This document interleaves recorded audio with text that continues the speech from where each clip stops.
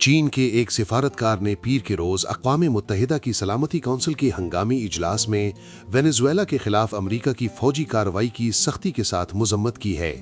اقوام متحدہ کے لیے چین کے مستقل مشن کے ناظم الامور سن لی نے کہا کہ چین کو امریکہ کے یک طرفہ غیر قانونی اور دھونس پر مبنی اقدامات سے گہرا صدمہ پہنچا اور وہ اس کی سخت مذمت کرتا ہے۔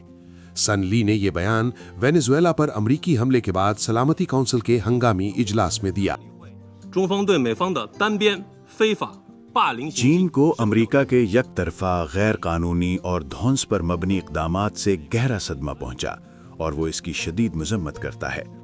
سلامتی کونسل کے مستقل رکن کے طور پر امریکہ نے عالمی برادری کی سنگین تشویش کو نظر انداز کیا، وینزویلا کے خود مختاری، سلامتی اور جائز حقوق و مفادات کو جان بوجھ کر پامال کیا۔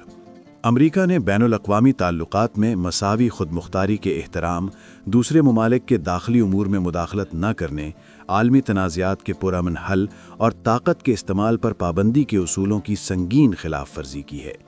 یہ وہ اصول ہیں جو اقوام متحدہ کے منشور کے بنیادی مقاصد کو تشکیل دیتے اور عالمی امن و سلامتی کے قیام کی بنیاد فراہم کرتے ہیں۔